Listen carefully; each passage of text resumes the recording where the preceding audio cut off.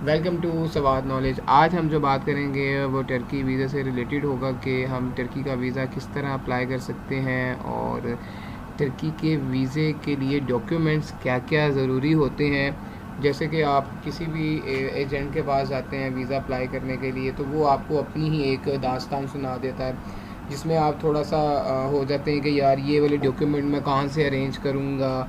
तो वहाँ पे बंदा पज़ल हो जाता है। फिर उसको एक हैवी अमाउंट देने में आप ज़ाहिर सी बात है हो जाते हैं कि ठीक है यार, अब मैंने तो वीज़ा लेना ही लेना है, तो मैं इसको इतने पैसे दे देता हूँ ताकि मुझे मेरी चीज़ मिल जाए, मुझे जो एटली वीज़ा तो मिल जाएगा। तो इसलिए मैं आपको ये चीज़ें बताऊँगा जिससे आप आसानी से वीज़ा ले सकते हैं और आप एम्बेसी में खुद जाएं। एम्बेसी तो नहीं, खैर एनातोलिया जो कि यहाँ पे पाकिस्तान में वर्क कर रही है टर्की के लिए।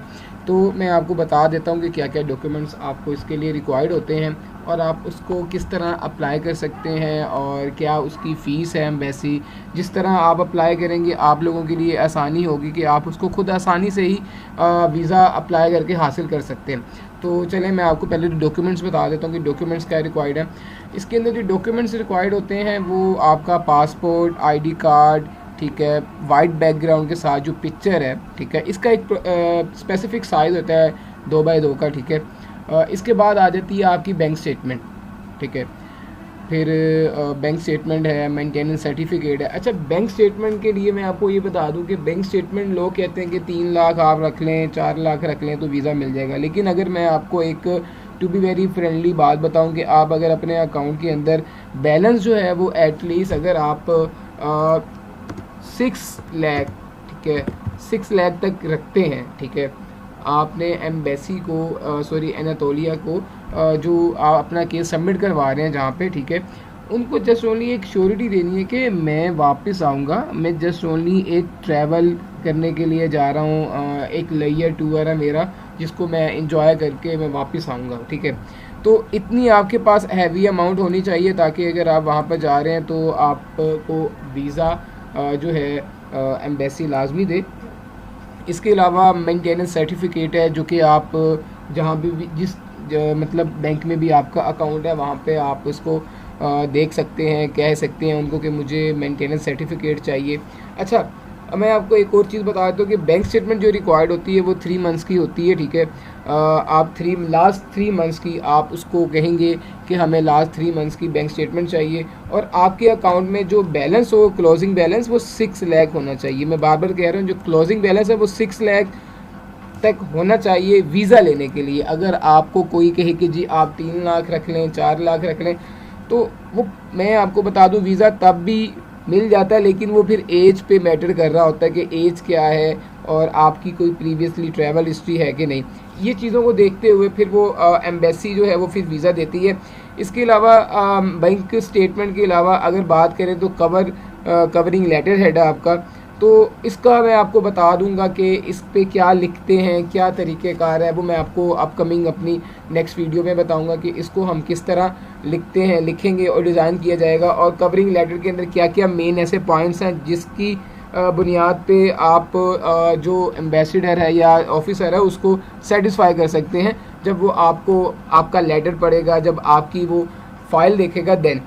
इसके बाद आ जाता है आपका ऑर्डिनरी टिकट बुकिंग, ठीक है, जो कि एक डमी टिकट अगर आप इससे गए तो ये भी चाहिए होती है इसके लिए। होटल बुकिंग, अच्छा देखें, होटल बुकिंग और इनविटेशन मैं आपको थोड़ा इसके ऊपर गाइड कर देता हूँ कि होटल बुकिंग और इनविटेशन लेटर क्या होता है। होटल बुकिंग बेसिकली ये भी कंफर्म होती है, ठीक है, कुछ कंफर्म होती हैं, आप कंफर्म के ऊपर भी ले सकते हैं, कुछ इशूड और पेड होती हैं, ठीक है।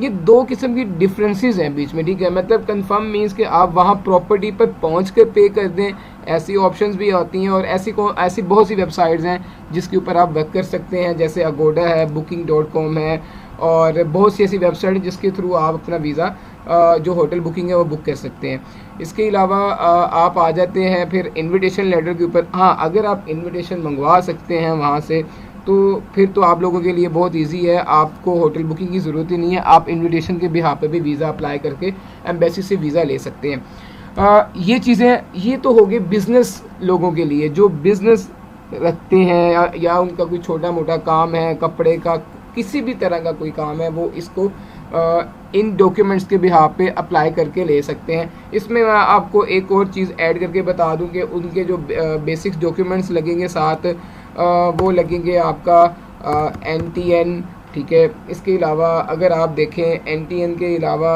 इनके जो डॉक्यूमेंट्स लगते हैं टैक्स रिटर्न्स हैं, इसके अलावा टैक्स रिटर्न्स, और जो आपके बिज़नेस के अलावा जो डॉक्यूमेंट्स हैं वो सिर्फ यही है। उसके अलावा आपके लेटर हेड है, कार्ड है, बिजनेस कार्ड जिसे कहते हैं हम,